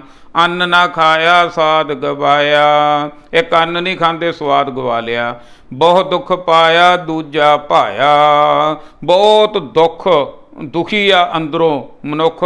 ਆਨੰਦਿਤ ਨਹੀਂ ਹੋ ਸਕਦਾ ਮਨੁੱਖ, ਸ਼ਾਂਤ ਨਹੀਂ ਹੋ ਸਕਦਾ। ਨਾਟਕੀ ਬੰਦਾ ਜਿਹੜਾ, ਨਕਲੀ ਬੰਦਾ ਜਿਹੜਾ ਇਹੋ ਜਿਹੇ ਪਖੰਡ ਕਰਦਾ, ਉਹਨੇ ਦੁੱਖ ਪਾ ਲਿਆ, ਬਿਮਾਰੀਆਂ ਲੱਗ ਗਈਆਂ, ਅੰਨ ਤੋਂ ਬਿਨਾਂ, ਭੋਜਨ ਤੋਂ ਬਿਨਾਂ, ਤਾਕਤ ਤੋਂ ਬਿਨਾਂ। ਦੂਜਾ ਭਾਇਆ, ਇੱਕ ਪ੍ਰਮਾਤਮਾ ਦੇ ਰਸਤੇ ਨੂੰ ਛੱਡ ਕੇ ਰਿੱਧ ਸਿੱਧ ਅਵਰਾ ਸਾਧ ਸਮਝਾਇਆ ਸੀ ਨਾ ਗੁਰੂ ਬਾਬਾ ਜੀ ਨੇ, ਵੀ ਜਦੋਂ ਤੁਸੀਂ ਸੱਚ ਵਾਲੇ ਰਸਤੇ 'ਤੇ ਚੱਲੋਗੇ, ਰਸਤੇ 'ਚ ਰਿੱਧੀਆਂ ਸਿੱਧੀਆਂ ਵੀ ਆਉਣਗੀਆਂ ਭਾਈ, ਉਹ ਭਰਮਾਉਣ ਦੀ ਕੋਸ਼ਿਸ਼ ਕਰਨਗੀਆਂ। ਬਹੁਤ ਦੁੱਖ ਪਾਇਆ ਦੂਜਾ ਭਾਇਆ। ਹੁਣ ਇਹ ਲੋਕ ਆ ਜਿਹੜੇ ਰਿੱਧੀਆਂ ਸਿੱਧੀਆਂ ਦੇ ਵਿੱਚ ਫਸ ਗਏ। ਦੂਜਾ ਭਾਇਆ, ਇੱਕ ਪ੍ਰਮਾਤਮਾ ਦੇ ਸੱਚੇ ਰਸਤੇ ਨੂੰ ਛੱਡ ਕੇ ਦੂਜੇ ਮਾਇਆ ਵਾਲੇ ਰਸਤੇ 'ਤੇ ਚੱਲ ਪਏ, ਪੈਸਾ ਕਮਾਉਣ ਵੱਲ ਚੱਲ ਪਏ, ਪਰ ਅੰਦਰੋਂ ਖਤਮ ਹੋ ਗਏ। ਬਸਤਰ ਨਾ ਪਹਿਰੈ, ਇੱਕ ਕੱਪੜੇ ਨਹੀਂ ਪਾਉਂਦੇ, ਕਹਿੰਦੇ ਅਸੀਂ ਨਾਂਗੇ ਰਹਿਣਾ। ਬਸਤਰ ਨਾ ਪਹਿਰੈ, ਐਸਾ ਵੀ ਤਬਕਾ ਹੈਗਾ ਜਿਨ੍ਹਾਂ ਨੂੰ ਨਾਗੇ ਜੋਗੀ ਕਿਹਾ ਜਾਂਦਾ। ਅਹਨਸ ਕਹਿਰ ਹੈ, ਮਹਾਰਾਜ ਕਹਿੰਦੇ ਦਿਨ ਰਾਤ ਉਹ ਠੰਡ ਦਾ ਵੀ ਕਹਿਰ ਝੱਲਦੇ ਆ ਤੇ ਗਰਮੀ ਦਾ ਵੀ ਕਹਿਰ ਚੱਲਦੇ ਆ। ਅਹਨਸ ਕਹਿਰ ਹੈ, ਬਸਤਰ ਨਾ ਪਹਿਰਾ, ਅਹਨਸ ਕਹਿਰ ਹੈ। ਬਸਤਰ ਨੇ ਬਚਾਉਣਾ ਸੀ ਠੰਡ ਤੋਂ, ਤੇ ਜਿਹੜਾ ਹੈ ਹੋਰ ਲੱਜਿਆ ਤੋਂ ਬਚਾਉਣਾ ਸੀ, ਸ਼ਰਮ ਹਿਆ ਤੋਂ ਬਚਾਉਣਾ ਸੀ। ਪਰ ਮਹਾਰਾਜ ਕਹਿੰਦੇ ਦਿਨ ਰਾਤ ਉਹ ਵੀ ਇਸ ਤਰ੍ਹਾਂ ਦੁੱਖ ਚੱਲਦੇ ਫਿਰਦੇ ਆ ਜਿਹੜੇ ਬਸਤਰ ਨਹੀਂ ਪਹਿਨਦੇ। ਮੋਨ ਬਿਗੂਤਾ, ਇੱਕ ਮੋਨੀ ਬਣ ਕੇ ਬਹਿ ਗਿਆ। ਕਹਿੰਦੇ ਬਾਬਾ ਜੀ ਤਾਂ ਬੋਲਦੇ ਹੀ ਨਹੀਂ। ਬੋਲਦਾ ਤਾਂ ਅੰਦਰੋਂ ਕੀ? ਕਹਿੰਦੇ ਜ਼ੁਬਾਨ ਤੋਂ ਬੋਲਦੇ ਨਹੀਂ, ਕੀ ਕਰਦੇ ਆ ਜੀ? ਫਿਰ ਕਿਵੇਂ ਚੱਲਦਾ 40 ਦਿਨ? ਕਹਿੰਦੇ ਵੀ ਲਿਖ ਕੇ ਦੇ ਦਿੰਦੇ ਆ ਵੀ ਮੈਨੂੰ ਆਹ ਚੀਜ਼ ਚਾਹੀਦੀ ਆ, ਮੈਨੂੰ ਕਸ਼ਹਿਰੇ ਭੇਜ ਦਿਓ, ਮੇਰਾ ਚੋਲਾ ਭੇਜ ਦਿਓ, ਮੈਨੂੰ ਪ੍ਰਸ਼ਾਦਾ ਇੰਨੇ ਵਜੇ ਭੇਜ ਦਿਓ, ਮੈਨੂੰ ਸੂਈ ਧਾਗਾ ਭੇਜ, ਲਿਖ ਕੇ ਦਿੰਦੇ ਆ। ਉਹ ਮਨ ਤਾਂ ਬੋਲਦਾ ਕਮਲਿਆ, ਮਨ ਹੀ ਬੋਲਦਾ ਨਾ, ਮਨ ਹੀ ਬੋਲ ਰਿਹਾ, ਮਨ ਹੀ ਲਿਖ ਕੇ ਦੇ ਰਿਹਾ। ਜ਼ੁਬਾਨ ਤੋਂ ਨਹੀਂ ਬੋਲ ਕੇ ਤਾਂ ਤੂੰ ਪਰਮਾਤਮਾ ਤੋਂ ਉਲਟ ਹੋ ਰਿਹਾ। ਪਰਮਾਤਮਾ ਤੇਰੀ ਜੀਭ ਹੀ ਐਸੀ ਲਾ ਦਿੰਦੇ ਜਿਹਦੇ ਨਾਲ ਤੂੰ ਬੋਲ ਹੀ ਨਾ ਸਕਦਾ। ਮਹਾਰਾਜ ਕਹਿੰਦੇ ਬੋਲ ਧਰਮੀ ਅੜਿਆ, ਮੋਨ ਕਤ ਧਾਰੀ ਰਾਮ। ਕਾਹਤੋਂ ਚੁੱਪ ਕਰਿਆ ਬੈਠਾ? ਬੋਲ। ਮੋਨ ਬਿਗੂਤਾ, ਇੱਕ ਮੋਨੀ ਆ, ਉਹ ਵੀ ਬਗੂਤੇ ਗਏ, ਲੁੱਟੇ ਗਏ ਭਾਈ। ਉਹ ਵੀ ਧੱਕੇ ਨਾਲ ਆਪਣੇ ਆਪ ਨੂੰ ਮਨ ਬੋਲੀ ਜਾਂਦਾ, ਕੱਲੇ ਕੱਲੇ ਸ਼ਬਦ ਬਾਹਰ ਨਹੀਂ ਕੱਢਦੇ। ਕਿੰਨਾ ਜ਼ੋਰ ਲੱਗਦਾ, ਅੰਦਰੇ ਅੰਦਰ ਹੀ ਰੱਖੀ ਬੈਠੇ ਆ ਸਾਰਾ ਕੁਝ। ਉਹ ਵੀ ਲੁੱਟੇ ਗਏ ਆਤਮਿਕ ਤੌਰ 'ਤੇ। ਕਿਉਂ ਜਾਗੈ ਗੁਰ ਬਿਨ ਸੂਤਾ, ਮਨੁੱਖ ਕਿਵੇਂ ਜਿਹੜਾ ਆਤਮਿਕ ਨੀਂਦ ਸੌਂ ਗਿਆ। ਦੋ ਤਰ੍ਹਾਂ ਦੀ ਨੀਂਦ ਆ ਗੁਰਮੁਖ ਪਿਆਰਿਓ। ਇੱਕ ਬਾਹਰਲੀ ਨੀਂਦ ਆ ਜਿਹੜੀ ਬਹੁਤ ਹੀ ਜ਼ਰੂਰੀ ਹੈ, ਪਰ ਉਹ ਤੋਂ ਜਾਗ ਆ ਜਾਂਦੀ ਹੈ ਅੰਮ੍ਰਿਤ ਵੇਲੇ। ਇੱਕ ਆ ਜਿਹੜੀ ਅੰਦਰਲੀ ਨੀਂਦ, ਤੇ ਉਹ ਆ ਜਿਹੜੀ ਜਦੋਂ ਉਹ ਆ ਜਾਵੇ, ਜਿਹਨੂੰ ਹਿਪਨੋਟਿਜ਼ਮ ਕਹਿੰਦੇ ਆ, ਮਾਇਆ ਨੇ ਹਿਪਨੋਟਿਜ਼ਮ ਕਰ ਦਿੱਤਾ ਮਨ ਨੂੰ, ਉਹ ਨੀਂਦ ਸਮੂਹਕ ਨੀਂਦ ਦੇ ਵਿੱਚ ਸਮਾ ਦਿੱਤਾ। ਉਹ ਗੁਰੂ ਬਿਨਾਂ ਨਹੀਂ ਜਾਗ ਸਕਦਾ। ਗੁਰੂ ਤੋਂ ਬਿਨਾਂ, ਮੈਥਡ ਤੋਂ ਬਿਨਾਂ, ਤਰੀਕੇ ਤੋਂ ਬਿਨਾਂ, ਢੰਗ ਤੋਂ ਬਿਨਾਂ, ਗਿਆਨ ਤੋਂ ਬਿਨਾਂ ਨਹੀਂ ਮਨ ਜਾਗ ਸਕਦਾ। ਕਿਉਂ ਜਾਗੈ, ਕਿਵੇਂ ਜਾਗ ਸਕਦਾ ਹੈ? ਮਾਇਆ ਦੀ ਨੀਂਦ ਵਿੱਚ ਸੁੱਤਾ ਮਨ ਜੇ ਮਨੁੱਖ ਗੁਰੂ ਦੇ ਨਾਲ ਨਹੀਂ ਜੁੜਦਾ। ਕਿਉਂ ਜਾਗੈ? ਗੁਰਬਿਨ ਸੂਤਾ ਪੱਗ ਉੱਪੇ ਤਾਣਾ। ਇੱਕ ਲੋਕ ਆ ਜਿਹੜੇ ਪੱਗ ਦਾ ਅਰਥ ਹੈ ਪੈਰ, ਉੱਪੇ ਤਾਣਾ ਹੈ ਵੀ ਨੰਗੇ ਪੈਰੀਂ ਚੱਲਦੇ ਹਨ। ਇੱਕ ਇਹ ਵੀ ਇਸ ਤਰ੍ਹਾਂ ਦੇ ਪਖੰਡ ਵੀ ਕਰਦੇ ਆ ਵੀ ਨੰਗੇ ਪੈਰੀਂ ਚੱਲਣਾ। ਮਹਾਰਾਜ ਕਹਿੰਦੇ ਆਪਣਾ ਕੀ ਆ ਕਮਾਣਾ, ਤੇ ਫਿਰ ਆਪਣਾ ਕੀ ਹੀ ਕਮਾਉਂਦੇ ਆ। ਕੋਈ ਕੰਡਾ ਵੱਜ ਗਿਆ, ਕਿਤੇ ਗੰਦ ਤੇ ਪੈਰ ਰੱਖਿਆ ਗਿਆ, ਕਿਤੇ ਰੋੜੀ ਚੁੱਭ ਗਈ, ਕਿਤੇ ਕੁਛ ਹੋ ਗਿਆ। ਇਸ ਤਰ੍ਹਾਂ ਦੇ ਨਾਟਕ ਹੀ ਹੈ। ਇਹ ਵੀ ਕੋਈ ਆਤਮਾ ਦੀ ਸ਼ੁੱਧੀ ਦਾ ਕੰਮ ਤਾਂ ਹੈ ਨਹੀਂ, ਇਹ ਵੀ ਆਤਮਿਕ ਗਿਆਨ ਦਾ ਕੰਮ ਤਾਂ ਹੈ ਨਹੀਂ, ਇਹ ਵੀ ਬਾਹਰਲਾ ਕਰਮਕਾਂਡ ਹੀ ਹੈ ਭਾਈ। ਚਲੋ ਜੇ ਕਿਸੇ ਕੋਲੇ ਜੁੱਤੀ ਨਾ ਹੋਵੇ ਗਰੀਬੀ 'ਚ, ਆਪਾਂ ਉਹਨੂੰ ਤਾਂ ਮੰਨੀ ਗੱਲ।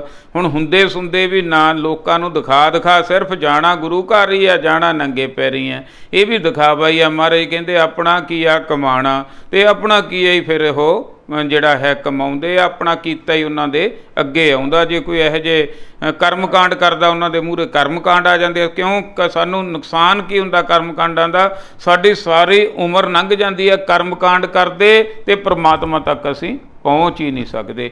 ਇਸ ਤਰ੍ਹਾਂ ਹੁੰਦੀ ਹੈ ਸਾਡੇ ਨਾਲ।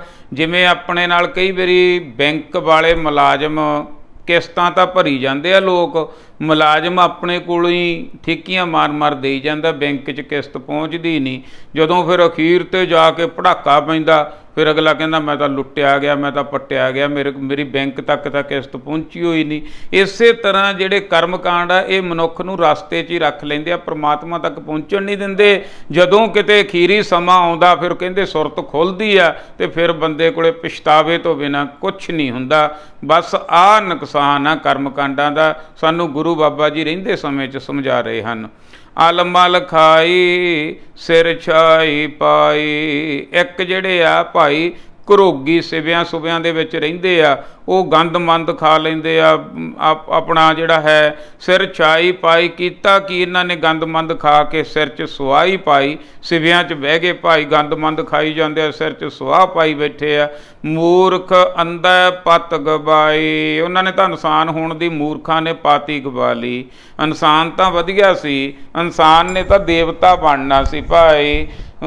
ਸਤਿਗੁਰੂ ਸੱਚੇ ਪਾਤਸ਼ਾਹ ਜੀ ਸਮਝਾ ਰਹੇ ਹਨ, ਇਹ ਮੂਰਖ ਲੋਕ ਆ, ਇਹ ਅੰਧੇ ਆ, ਇਹਨਾਂ ਨੂੰ ਆਤਮਿਕ ਗਿਆਨ ਨਹੀਂ। ਪਤ ਗਵਾਈ, ਰੱਬ ਦੀ ਕਚਹਿਰੀ ਦੇ ਵਿੱਚ ਇਹਨਾਂ ਲੋਕਾਂ ਦੀ ਪਤ ਨਹੀਂ ਰਹਿੰਦੀ, ਇਹਨਾਂ ਲੋਕਾਂ ਦੀ ਇੱਜ਼ਤ ਨਹੀਂ ਰਹਿੰਦੀ।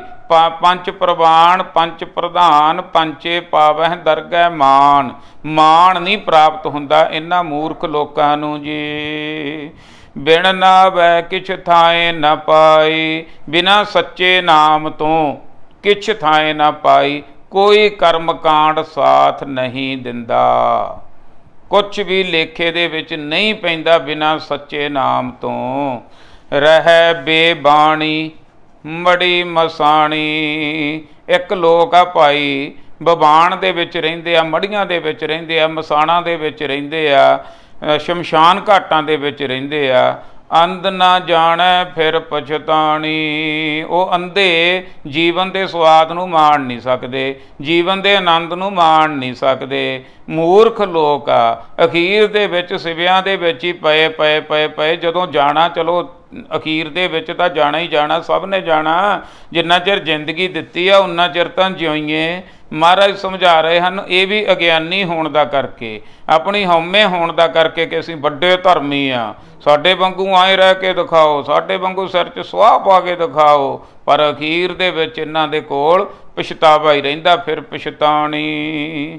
ਸਤਿਗੁਰ ਭੇਟੇ ਸੋ ਸੁਖ ਪਾਏ। ਸਾਰੇ ਕਰਮਕਾਂਡ ਸਮਝਾ ਕੇ ਗੁਰੂ ਬਾਬਾ ਜੀ ਅਖੀਰ ਦੇ ਵਿੱਚ ਸਾਨੂੰ ਸਿੱਖਿਆ ਬਖਸ਼ਿਸ਼ ਕਰ ਰਹੇ ਹਨ। ਸਤਿਗੁਰ ਭੇਟੇ, ਸੱਤ ਦੇ ਨਾਲ, ਜਿੱਥੋਂ ਸੱਤ ਦਾ ਗੁਰ ਪ੍ਰਾਪਤ ਹੁੰਦਾ। ਸਤਿਗੁਰੂ ਸਾਨੂੰ ਸੱਚ ਸਮਝਾਉਂਦੇ ਆ। ਸਤਿਗੁਰ ਭੇਟੇ, ਜੇ ਕੋਈ ਸਤਿਗੁਰੂ ਦੇ ਨਾਲ ਜੁੜ ਜਾਵੇ ਸੋ ਸੁਖ ਪਾਏ। ਉਹ ਆਤਮਿਕ ਸੁਖ ਦੀ ਪ੍ਰਾਪਤੀ ਕਰ ਲੈਂਦਾ ਹੈ, ਕਿਉਂਕਿ ਸੁਖ ਦੇ ਸੱਸੇ ਨੂੰ ਵੀ ਔਂਕੜ ਆ, ਖੱਖੇ ਨੂੰ ਵੀ ਔਂਕੜ ਆ, ਇੱਕ ਵਚਨ ਬਣ ਗਿਆ ਇੱਕ ਸੁਖ। ਉਹ ਸੁਖ ਕਿਹੜਾ? ਜੇ ਤਾਂ ਅੰਦਰ ਵਿਛੋੜੇ ਦੀ ਬੇਲ ਲੱਗ ਗਈ, ਵਿਛੋੜੇ ਦੀ ਬੇਲ ਲੱਗ ਗਈ ਅੰਦਰ, ਤਾਂ ਦੁੱਖਾਂ ਰੂਪੀ ਫਲ ਲੱਗਣਗੇ। ਜੇ ਅੰਦਰ ਮਿਲਾਪ ਦੀ ਬੇਲ ਲੱਗ ਗਈ ਤਾਂ ਸੁਖਾਂ ਰੂਪੀ ਆਨੰਦ ਰੂਪੀ ਫਲ ਲੱਗਣਗੇ। ਆਤਮਿਕ ਸੁਖ ਦੀ ਪ੍ਰਾਪਤੀ ਹੋ ਜਾਵੇਗੀ। ਬਾਹਰਲੇ ਕੰਮਾਂ ਦੇ ਵਿੱਚ ਆਤਮਿਕ ਸੁਖ ਦੀ ਪ੍ਰਾਪਤੀ ਨਹੀਂ ਹੁੰਦੀ। ਸਤਿਗੁਰੂ ਦੇ ਨਾਲ ਕਿਤੇ ਜੁੜ ਜਾਈਏ, ਸਤਿਗੁਰੂ ਦੇ ਗਿਆਨ ਨੂੰ ਲਈਏ, ਸਿੱਖਿਆ ਨੂੰ ਲਈਏ, ਭੇਟ ਵਾਰਤਾ ਕਰੀਏ, ਸਤਿਗੁਰੂ ਦੇ ਨਾਲ ਗੱਲਬਾਤ ਕਰੀਏ, ਸਤਿਗੁਰੂ ਤੋਂ ਪੁੱਛੀਏ ਕਿ ਕਿਵੇਂ ਜ਼ਿੰਦਗੀ ਜਿਉਣੀ ਆ, ਤਾਂ ਅਸੀਂ ਆਤਮਿਕ ਸੁਖ ਦੀ ਪ੍ਰਾਪਤੀ ਕਰ ਸਕਦੇ ਹਾਂ। ਹਰਿ ਕਾ ਨਾਮ ਮਨ ਵਸਾਏ। ਹਰੀ ਦਾ ਨਾਮ ਪਰਮਾਤਮਾ ਦਾ, ਅਕਾਲ ਪੁਰਖ ਦਾ ਮਨ ਦੇ ਵਿੱਚ ਵਸ ਜਾਵੇ। ਨਾਨਕ ਨਦਰ ਕਰੇ ਸੋ ਪਾਏ।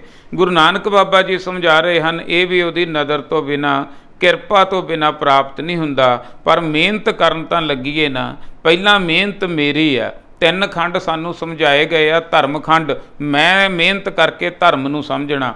ਗਿਆਨ ਖੰਡ, ਗਿਆਨ ਨੂੰ ਮੈਂ ਸਮਝਣਾ ਵੀ ਅਸਲ ਗਿਆਨ ਪ੍ਰਮਾਤਮਾ ਦਾ ਕੀ ਹੈ, ਨਕਲੀ ਗਿਆਨ ਕੀ ਹੈ ਤੇ ਅਸਲੀ ਕੀ ਹੈ, ਮੈਂ ਮਿਹਨਤ ਕਰਨੀ ਹੈ। ਤੀਜਾ ਸ਼ਰਮ ਖੰਡ, ਹੈ ਹੀ ਮਿਹਨਤ ਦਾ ਖੰਡ। ਉਸ ਗਿਆਨ ਜੋ ਗੁਰੂ ਨੇ ਬਖਸ਼ਿਸ਼ ਕਰ ਦਿੱਤਾ, ਹੁਣ ਉਸ ਗਿਆਨ ਤੇ ਚੱਲਣਾ ਸ਼ੁਰੂ ਕਰਾਂ। ਇਹ ਵੀ ਮੇਰਾ ਹੀ ਕੰਮ। ਜਦੋਂ ਚੱਲਣਾ ਸ਼ੁਰੂ ਕਰ ਦਿੱਤਾ, ਕਿਉਂਕਿ ਇਹ ਖੰਡ ਆ ਜਿਹੜਾ ਔਖਾ, ਲੋਕਾਂ ਨਾਲ ਇੱਥੇ ਜਿਹੜਾ ਹੈ ਭਗਤਾਂ ਤੇ ਸੰਸਾਰੀਆਂ ਜੋੜ ਕਦੇ ਨਾ ਹੋਵੇ। ਕਿਉਂਕਿ ਜਦੋਂ ਇਹ ਸ਼ਰਮ ਖੰਡ ਦੇ ਵਿੱਚੋਂ ਮਨੁੱਖ ਨਿਕਲਦਾ, ਮਿਹਨਤ ਕਰਦਾ ਸੱਚ ਤੇ ਚੱਲਣ ਦੀ, ਲੋਕਾਂ ਦੀ ਤੋਏ ਤੋਏ ਲੈ ਬੈਂਦੀ ਆ। ਇਹ ਐਂ ਨਹੀਂ ਕਰਦਾ, ਇਹ ਉਹ ਨਹੀਂ ਕਰਦਾ, ਇਹ ਫਲਾਨਾ ਹੋ ਗਿਆ, ਇਹ ਨਾਸਤਕ ਹੋ ਗਿਆ, ਇਹ ਬਹੁਤ ਕੁਝ ਜਿਹੜੇ ਇਲਜ਼ਾਮ ਲੱਗਦੇ ਆ। ਕਿਉਂਕਿ ਜਿਵੇਂ ਕਿਸੇ ਗੈਂਗ ਦੇ ਵਿੱਚੋਂ ਨਿਕਲਣਾ, ਉਹ ਛੇਤੀ ਨਿਕਲ ਨਹੀਂ ਦਿੰਦੇ। ਇਸ ਤਰ੍ਹਾਂ ਮਾਇਆ ਦੇ ਗੈਂਗ ਦੇ ਵਿੱਚੋਂ ਮਨ ਵੀ ਛੇਤੀ ਨਹੀਂ ਨਿਕਲ ਸਕਦਾ। ਫਿਰ ਇਹ 3 ਖੰਡਾਂ ਦੇ ਵਿੱਚ ਮਿਹਨਤ ਮੇਰੀ ਆ, ਮੈਂ ਮਿਹਨਤ ਕਰਨੀ ਹੈ। ਤੇ ਉਸ ਤੋਂ ਬਾਅਦ ਜਦੋਂ ਚੱਲ ਪਿਆ, ਦੁਨੀਆ ਦੇ ਤਾਨੇ ਮਿਹਣੇ ਛੱਡ ਦਿੱਤੇ। ਦੁਨੀਆ ਕੀ ਕਹੂ, ਕੀ ਕਹਿੰਦੀ ਆ, ਸਾਰਾ ਕੁਝ ਸੁਣਨਾ ਛੱਡ ਦਿੱਤਾ। ਜੋ ਗੁਰੂ ਕਹਿ ਰਿਹਾ, ਗੁਰਮੁਖ ਬਣ ਕੇ ਗੁਰੂ ਦੇ ਰਸਤੇ ਤੇ ਚੱਲ ਪਿਆ ਜਿਹੜਾ, ਉਹਨੂੰ ਫਿਰ ਹੁੰਦੀ ਆ ਕਰਮ ਖੰਡ, ਬਖਸ਼ਿਸ਼ ਹੁੰਦੀ ਆ। ਫਿਰ 3 ਖੰਡਾਂ ਤੋਂ ਬਾਅਦ ਮਿਹਨਤ ਮੇਰੀ, ਤੇ ਫਿਰ ਹੁੰਦੀ ਆ ਰਹਿਮਤ, ਬਖਸ਼ਿਸ਼ ਦਾ ਖੰਡ ਆਉਂਦਾ, ਕਰਮ ਖੰਡ। ਉਸ ਤੋਂ ਅਗਲਾ ਸੱਚਖੰਡ। ਸਿੱਖਾਂ ਨੇ ਜਿਉਂਦੇ ਹੀ ਸੱਚਖੰਡ ਵਾਸੀ ਹੋਣਾ। ਮੂਏ ਹੋਏ ਜੋ ਮੁਕਤ ਦਿਓਗੇ, ਮੁਕਤ ਨਾ ਜਾਣੇ ਕੋਇਲਾ। ਮਰਨ ਤੋਂ ਬਾਅਦ ਨਹੀਂ, ਜਿਉਂਦਿਆਂ ਨੇ ਮੁਕਤ ਹੋਣਾ, ਜੀਵਨ ਦਾ ਆਨੰਦ ਮਾਣ ਕੇ ਜਾਣਾ। ਮਹਾਰਾਜ ਸਮਝਾ ਰਹੇ ਹਨ, ਇਸ ਤਰ੍ਹਾਂ ਨਦਰ ਹੁੰਦੀ ਹੈ ਭਾਈ। ਪਹਿਲਾਂ ਮਿਹਨਤ ਆਪ ਕਰਨੀ ਹੈ, ਫਿਰ ਉਹਦੀ ਨਦਰ ਹੋ ਜਾਂਦੀ ਹੈ। ਨਾਨਕ ਨਦਰ ਕਰੇ ਸੋ ਪਾਏ। ਜਿਹੜੇ ਮਿਹਨਤ ਕਰਨ ਲੱਗ ਗਏ, ਮਿਹਨਤਾਂ ਦੇ ਬਲ ਨੂੰ ਚੱਲ ਪਏ, ਸੱਚ ਬਲ ਨੂੰ ਚੱਲ ਪਏ, ਨਾਮ ਬਲ ਨੂੰ ਚੱਲ ਪਏ, ਗਿਆਨ ਬਲ ਨੂੰ ਚੱਲ ਪਏ, ਉਹਨਾਂ ਤੇ ਨਦਰ ਹੋਣ ਦੀ ਸੰਭਾਵਨਾ ਬਣ ਜਾਂਦੀ ਹੈ ਤੇ ਨਦਰ ਹੋ ਜਾਂਦੀ ਹੈ। ਇੱਕ ਦਿਨ ਜਦੋਂ ਧੋਤਾ ਜਾਂਦਾ, ਅੰਦਰੋਂ ਸਾਫ਼ ਹੋ ਜਾਂਦਾ ਨਾ, ਹੌਲੀ ਹੌਲੀ ਗੁਰਬਾਣੀ ਨੇ ਸਾਰਾ ਕੁਝ ਜਿਹੜਾ ਜੋ ਵੀ ਜਨਮ ਕੀ ਇਸ ਮਨ ਕੋ ਮਲ ਲੱਗੀ, ਕਾਲਾ ਹੋ ਆਸਿਆ ਕੰਨਲੀ ਧੋਤੀ ਉਜਲੀ ਨਾ ਹੋਵੇ। ਜੇ 100 ਧੋਵਣ ਪਾ ਤੇ ਗੁਰਬਾਣੀ ਦੇ ਨਾਲ ਇਹ ਧੋਤਾ ਜਾ ਸਕਦਾ ਹੈ। ਮਨ ਨੇ ਹੌਲੀ ਹੌਲੀ ਧੋਤਾ ਜਾਣਾ। ਜਿਵੇਂ ਜਿਵੇਂ ਧੋਤਾ ਗਿਆ, ਜਿਵੇਂ ਜਿਵੇਂ ਇਹਦੇ ਅੰਦਰੋਂ ਵਿਕਾਰ ਨਿਕਲਦੇ ਗਏ, ਜਿਵੇਂ ਜਿਵੇਂ ਇਹਦਾ ਇਸ਼ਨਾਨ ਹੁੰਦਾ ਗਿਆ, ਜਿਵੇਂ ਜਿਵੇਂ ਮੈਲ ਨਿਕਲਦੀ ਗਈ, ਉਵੇਂ ਉਵੇਂ ਨਦਰ ਦੀ ਪ੍ਰਾਪਤੀ ਹੋਣੀ ਸ਼ੁਰੂ ਹੋ ਜਾਣੀ ਹੈ। ਨਦਰ ਕਰੇ ਸੋ ਪਾਏ। ਜਿਹਦੇ ਤੇ ਨਦਰ ਹੋ ਜਾਂਦੀ ਹੈ ਉਹ ਪਰਮਾਤਮਾ ਨੂੰ ਪਾ ਲੈਂਦਾ ਹੈ। ਆਸ ਅੰਦੇਸੇ ਤੇ ਨਹਿ ਕੇਵਲ, ਹਉਮੈ ਸ਼ਬਦ ਜਲਾਏ। ਆਸ ਅੰਦੇਸੇ, ਇਹਨਾਂ ਤੋਂ ਵਿਚਾਰਾਂ ਤੋਂ ਮੁਕਤ ਹੋ ਜਾਣਾ। ਨਹਿ ਕੇਵਲ, ਸ਼ੁੱਧ ਸਰੂਪ ਹੋ ਜਾਣਾ। ਹਉਮੈ ਸ਼ਬਦ ਜਲਾਏ। ਹਉਮੈ ਹੀ ਬੰਦੇ ਨੂੰ ਮਾਰਦੀ ਹੈ। ਹਉਮੈ ਸ਼ਬਦ ਦੇ ਨਾਲ, ਗਿਆਨ ਦੇ ਨਾਲ ਜਾਲੀ ਜਾ ਸਕਦੀ ਹੈ। ਜਿਹੜੇ ਗੁਰਮੁਖ ਪਿਆਰੇ ਆਪਣੇ ਅੰਦਰੋਂ ਹਉਮੈ ਨੂੰ ਕੱਢ ਦਿੰਦੇ ਆ, ਗਿਆਨ ਲੈ ਲੈਂਦੇ ਆ। ਜਿਵੇਂ ਜਿਵੇਂ ਗੁਰਬਾਣੀ ਦਾ ਗਿਆਨ ਸਾਡੇ ਅੰਦਰ ਜਾਣਾ ਸ਼ੁਰੂ ਹੋ ਜਾਵੇਗਾ, ਤਿਵੇਂ ਤਿਵੇਂ ਹਉਮੈ ਨਿਕਲਣੀ ਸ਼ੁਰੂ ਹੋ ਜੂ। ਹਉਮੈ ਕੀ ਆ? ਮੈਂ ਹੋ ਮੈਂ। ਨਾਮ ਕੀ ਆ? ਨਾ ਮੈਂ। ਉਲਟ ਘੇਰਿਆ। ਹੋ ਮੈਂ। ਬੰਦਾ ਕਹਿੰਦਾ ਮੈਂ। ਨਾਮੀ ਕਹਿੰਦਾ ਤੂੰ। मैं तो तू हो जाना। जब हम होते तब तू नाही, अब तू ही मैं नाही, मैं निकल जानी हों मैं हौमे जदों खत्म हो गई, हौमे निकलण दा इक्को एक तरीका शब्द गुरबाणी है। एक ओंकार तो 18 तक हरेक सिख का सिलेबस करन दा फर्ज बनता भाई। ये सिखां दा सिलेबस आ। अखीर तक गुरबाणी नूं पढ़ना, सुनना, समझना। जिमें जिमें पढ़ते जावांगे, सुनते समझते जावांगे, ध्यान दे नाल मकसद होऊगा नाम, केवल ते केवल परमात्मा की प्राप्ति। माया विचों हो जाएगी खत्म। नहीं तो फिर जिन्ना पढ़ांगे उन्ने पैसे ले ले, जिन्ना काम किया उन्नी दिहाड़ी मिल गई, फिर तो गल खत्म। फिर नहीं कह सकते साडी आत्मक तरक्की क्यों नहीं हुंदी। शायद बड़ा यही कारण आ असीं निह केवल के रूप दे विच, शुद्ध स्वरूप दे विच हो के गुरबाणी नाल नहीं जुड़ते। केवल ते केवल जिवें पढ़ाई आ, पढ़ाई अकल वास्ते एक तां पढ़नी है, ज्ञान वास्ते मैनूं नॉलेज होवे, एक आ कमाई वास्ते। एक ने कह देना जे कमाई नहीं हुई, नौकरी नहीं मिली, जा ओए तेरा की फायदा पढ़न दा, नौकरी दा मिली नहीं। एक आ भावें तू खेती भी करदा, भावें तू पशु भी चारदा, पर ज्ञान तां तेरे कोले है ना, पढ़ाई तां कर ली ना एक उस ढंग दे नाल। सतगुरु सच्चे पातशाह जी इत्थे यही समझा रहे हैं भाई, हौमे तो बचना ते नाम दे नाल जुड़ना, कर्म कांडां तो भी बचना। अगे पौड़ी दी बख्शिश कर रहे हैं जी। भगत तेरा मन भाव दे, दर सोहन कीरत गाव दे।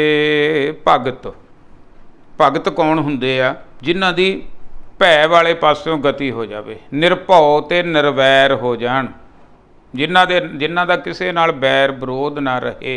नानक भगतां सदा विगास, उन्हां दे अंदर खेड़ा आ जांदा।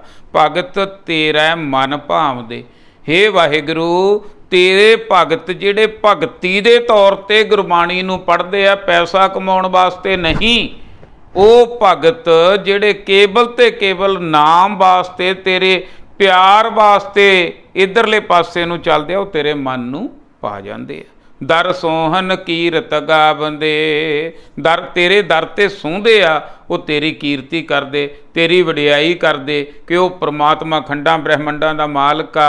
जदों ਉਹਨੂੰ ਵੱਡਾ ਵੱਡਾ ਕਹਿੰਦੇ ਜਾਵਾਂਗੇ, ਹਉਮੈ साडी निकलण दा एक तरीका मैनूं याद आ गया। गुरमुख प्यारिओ, किसी पढ़े लिखे बंदे नूं कहंदे हौमे हो गई, वो किसी फक्कर बंदे कोले चलिया गया, मैं करी जाया करे। उन्हें आख्या भी इहदी हौमे किवें कढीए? वो कहंदा भी गुरमुख प्यारिया, मैं तेरे तो कुछ ना कुछ सीखना चाहुंदा। वो कहंदा बाबा जी दसो। कहंदा भी तेरी पढ़ाई बहुत आ, तू नक्शा लियाई, मैनूं दुनिया का नक्शा लिया के दिखाई। कहंदा ठीक आ जी। वो दूजे दिन नक्शा लै आया, सारा नक्शा खोल लिया तो नक्शा जदों दिखाया, ਉਹਦੇ ਵਿੱਚ सारे संसार के नक्शे 'ਚ ਕਹਿੰਦਾ अपना भारत कित्थे आ? ਕਹਿੰਦਾ जी आ इधरले पासे छुटा जिहा। ਕਹਿੰਦਾ फिर इदू गांह अपना पंजाब कित्थे आ? ਕਹਿੰਦਾ जी आ माड़ा जिहा। ਕਹਿੰਦਾ पंजाब तो गांह अपना पिंड कित्थे आ? ਕਹਿੰਦਾ जी वो तो माड़ा जिहा ही दींदा, एवें ऐनक ऊनक ला के वो भी दींदा। तो ਕਹਿੰਦੇ फिर गाहां तेरा घर कित्थे आ ते तूं कित्थे आ? ਕਹਿੰਦਾ जी इन्ना तां नहीं दिसना। कहंदा फिर दुनिया बहुत वड्डी है, नक्शा पा ला जेब च, जे तू दिसना नहीं ना, ये नक्शा देख लिया कर, तेरी हौमे निकल जा करूगी। तो जिहड़ी तू मैं करदा ना, ये खत्म हो जू तेरी, क्योंकि तेरी हस्ती इन्नी का जिवें बड़ा बोर्ड होवे, बोर्ड ते निशान लाए होण, पिन दे नाल एक निशान मिट जावे तां पूरे बोर्ड नूं कोई फर्क नहीं पैंदा। ऐ मनुख, तेरी इन्नी क हैसियत आ, तू आनंद लैण आया, जिंदगी दा अपना आनंद छड्ड के तू हौमे दे विच फस गया, मैं करदा फिरदा। है तू कुछ भी नहीं, है तां हम आदमी हाँ एकदम ही। महाराज समझा रहे हैं, उहदी कीरत, उहदी वडियाई करनी चाहिदी आ, तां कि उहनूं वड्डा वड्डा तां कहना तां कि असीं छोटे हो जाइए, मन साडा निमरता दे विच आ जावे। भगत तेरा मन भाव दे, दर सोहन कीरत गाव दे। नानक कर्मा बाहरे, दर ढो ना लहनी धाव दे। जिहड़े कर्मां दे बाहरे आ, हुण गुरमत मुताबक देखो, कोई कुछ कहिंदा, कोई कुछ कहिंदा, पर जो सतगुरु आ, गुरु नानक दे बाबा जी सतगुरु सच्चे पातशाह सानू कर्मां बारे की समझा रहे आ भी जिहड़े तां गुरु नाल जुड़ गए, ਉਹਦੀ ਕੀਰਤੀ ਵੱਲ ਨੂੰ ਲੱਗ ਗਏ, ਉਹ ਤਾਂ ਚੰਗੇ ਕਰਮਾਂ ਵਾਲੇ ਆ। ਨਾਨਕ ਕਰਮਾਂ ਬਾਹਰੇ, ਜਿਹੜੇ ਕਰਮਾਂ ਦੇ ਮਾੜੇ ਆ, ਦਰ ਢੋ ਨਾ ਲਹਿਨੀ ਧਾਮ ਦੇ, ਉਹਨਾਂ ਨੂੰ ਢੋਈ ਨਹੀਂ ਮਿਲਦੀ, ਉਹ ਧੱਕੇ ਹੀ ਖਾਂਦੇ ਫਿਰਦੇ ਆ ਜਿਹੜੇ ਸਤਿਗੁਰੂ ਦੇ ਨਾਲ ਨਹੀਂ ਜੁੜਦੇ। ਦੇਖੋ ਇੱਕ ਓੰਕਾਰ, ਸਤਿਗੁਰੂ ਨੇ ਕੀ ਕਰਨਾ, ਇੱਕ ਓੰਕਾਰ ਦੇ ਨਾਲ ਜੁੜ ਜਾਣਾ, ਜੋੜ ਦੇਣਾ। ਜਾਂ ਐਂ ਕਹਿ ਲਈਏ ਆਪਾਂ, ਚੱਕੀ ਚੱਲ ਰਹੀ ਹੈ, ਹੁਣ ਕਿੱਲੀ ਦੇ ਨਾਲ ਜਿਹੜਾ ਲੱਗਿਆ ਹੋਇਆ ਦਾਣਾ ਉਹਨੇ ਬਚ ਜਾਣਾ।